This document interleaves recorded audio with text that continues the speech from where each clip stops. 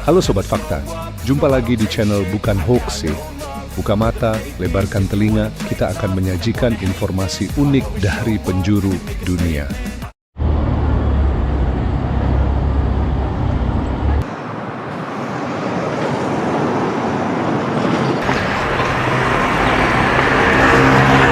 Halo, apa kabar Sobat Fakta? Semoga kalian semua sehat-sehat selalu ya. Ketemu lagi di channel Bukan Hoax sih.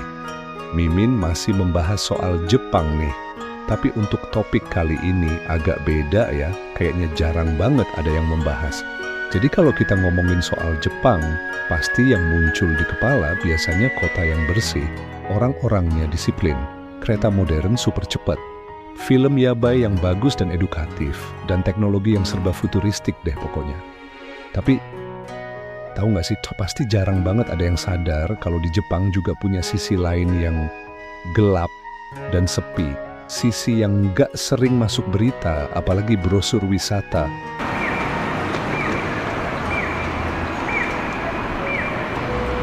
Dan kali ini, kita bakal mengangkat kisah tentang mereka yang tak terlihat. Orang-orang yang hidup tanpa alamat. Para tunawisma atau biasa kita menyebutnya gelandangan yang tetap menjaga harga dirinya meski tidur di taman kota atau kolong jembatan.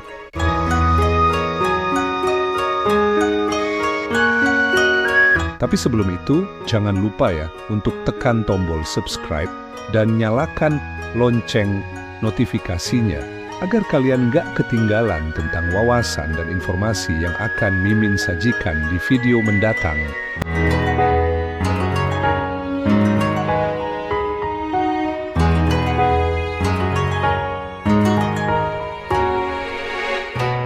Fenomena munculnya tunawisma di Jepang mulai kelihatan jelas waktu krisis ekonomi di tahun 1990-an. Pada saat itu, banyak pekerja-pekerja harian yang kehilangan pekerjaan, ditambah mereka nggak punya simpanan, dan pelan-pelan mulai terpinggirkan. Tapi masalahnya nggak sesimpel cuman kehilangan pekerjaan doang.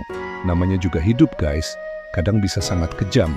Ada perceraian, utang, atau kehilangan orang yang tercinta. Semua itu bisa bikin siapapun terjatuh dan terpuruk.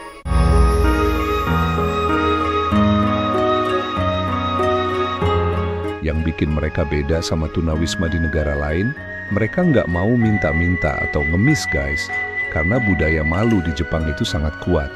Mereka lebih baik lapar daripada merasa menjadi beban bagi orang lain. Kalau kamu jalan-jalan ke Osaka, ada satu daerah bernama Kamagasaki. Wilayah ini dikenal sebagai kota bayangan. Banyak orang yang tinggal di penginapan murah atau bahkan di pinggir jalan. Sementara di Tokyo, kamu bisa lihat tenda-tenda biru di Taman Ueno. Rapi, juga tenang, tapi menyimpan banyak cerita tentang kehidupan. Ada juga yang disebut net cafe refugees, orang-orang yang tidur di bilik kecil kafe internet karena itu lebih murah daripada sewa apartemen. Yang bikin salut adalah, meski mereka disebut tunawisma, nggak punya rumah, tapi mereka tetap mau bekerja guys. Ngumpulin kaleng dan botol bekas, jadi buruh harian, atau bantuin orang angkat-angkat barang belanjaan. Pokoknya mereka itu rajin, nggak manja.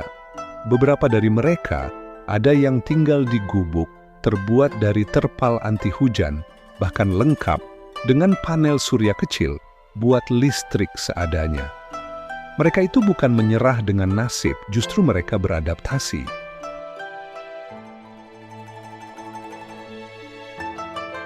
Pemerintah Jepang sebenarnya punya program bantuan. Ada undang-undang khusus, bantuan keuangan, pelatihan kerja, tapi banyak dari mereka yang nggak mau pakai itu. Kenapa? Karena rasa malu, karena harga diri. Mereka merasa minta bantuan itu sama dengan kehilangan muka. Ironis ya, bantuan tersedia, tapi nggak bisa mereka jangkau karena beban psikologis yang terlalu berat.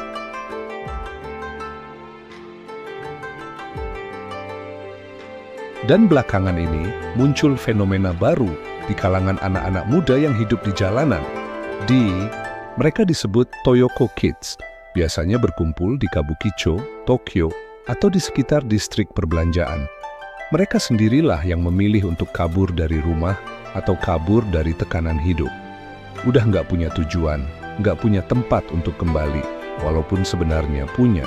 Mereka biasa tidur di bangku taman, pakai hoodie besar, scroll HP semalaman. Intinya, invisible. Nggak terdata, nggak masuk sistem.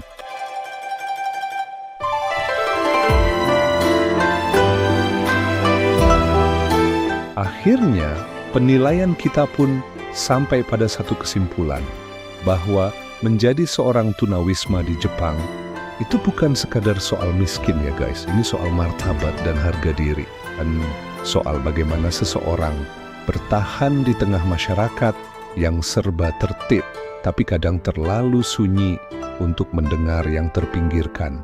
Jadi kalau lain kali kamu pergi ke Jepang, ingat ya guys, jangan cuma lihat ke atas, coba juga tengok ke bawah, karena mereka ada, mereka diam, dan mereka nyata. Kalau gitu cukup sampai di sini dulu ya guys perjalanan kita membahas soal Jepang. Untuk yang baru menemukan channel ini, jangan lupa di-subscribe dan like-nya agar Mimin bisa membagi wawasan fakta yang mungkin kalian suka. Terima kasih sudah menonton sampai akhir, sampai ketemu di video selanjutnya. Bye!